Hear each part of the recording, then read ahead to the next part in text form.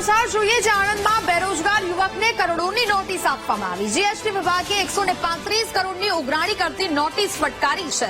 બેજાબાદ શખ્સોના કાવતરાનો ભોગ આ પીડિત યુવક બન્યો છે। શખ્સોએ યુવકના પાન કાર્ડના આધારે કરોડોના ટ્રાન્ઝેક્શન કરી દીધા।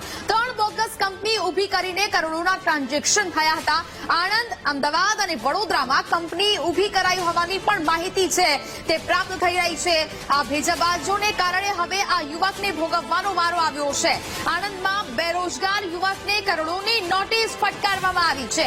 જીએસટી વિભાગે 135 કરોડની ઉઘરાણી કરતી આ નોટિસ છે તે આ યુવકને ફટકારી છે। ભેજાબાજ શખ્સોના કાવતરાનો ભોગ આ યુવક છે તે બન્યો છે। શખ્સોએ યુવકના પાન કાર્ડને આધારે કરોડો રૂપિયાના ટ્રાન્ઝેક્શન કરી દીધા અને આ યુવકને જાણ સુદ્ધા નહોતી। 3 બોગસ કંપની ઊભી કરીને કરોડોના ટ્રાન્ઝેક્શન કરી દેવામાં આવ્યા। આણંદ, અમદાવાદ અને વડોદરામાં કંપની ઊભી કરવામાં આવી હતી।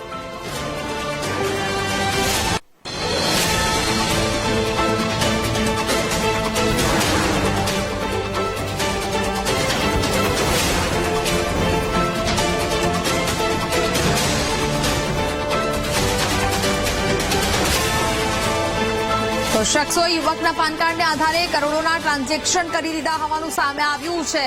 3 બોગસ કંપની ઊભી કરીને કરોડોના ટ્રાન્ઝેક્શન કરી દેવામાં આવ્યા। આ યુવકને જાણ પણ નહોતી અને તેના પાન કાર્ડને આધારે આ ટ્રાન્ઝેક્શનો થઈ ગયા છે।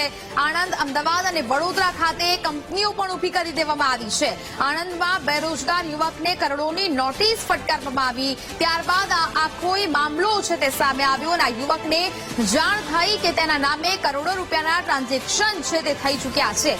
ભેજાબાદ શખ્સોના કાવતરાનો ભોગ આ સામાન્ય વ્યક્તિ બન્યો છે। શખ્સોએ યુવકના પાન કાર્ડને આધારે કરોડો રૂપિયાના આ ટ્રાન્ઝેક્શનો છે તે કરી દીધા છે।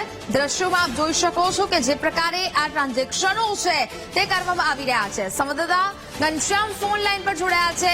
ઘનશ્યામ, આણંદમાં બેરોજગાર યુવકને કરોડોની નોટિસ પાઠવવામાં આવી, ત્યારબાદ આ સમગ્ર મામલાનો ખુલાસો થયો, શું વિગતો? ચોક્કસથી આણંદમાં એક આશિષ શેખ નામનો બેરોજગાર યુવક છે અને તેને અચાનક એકાએક પોસ્ટ મારફતથી 135 કરોડની ટેક્સ ભરવાની નોટિસ મળી હતી। મહત્વની વાત એ છે કે જીએસટી વિભાગની નોટિસ મળતા યુવક એકદમ અસ્વસ્થ થયો હતો। કેટલાક ભેજાબાદ લોકોએ યુવકનું જે પાન કાર્ડ છે તેનો ઉપયોગ કરીને 3 જેટલી બોગસ કંપની બનાવી હતી અને તેના કરોડોના ટ્રાન્ઝેક્શન કર્યા હતા અને જે જીએસટીની ચોરી છે તે કરી હતી, જેને લઈને જે જીએસટી વિભાગ છે તેના દ્વારા યુવકને નોટિસ ફટકારવામાં આવી હતી। બિલકુલ ઘનશ્યામ, જાણકારી બદલ આપનો આભાર।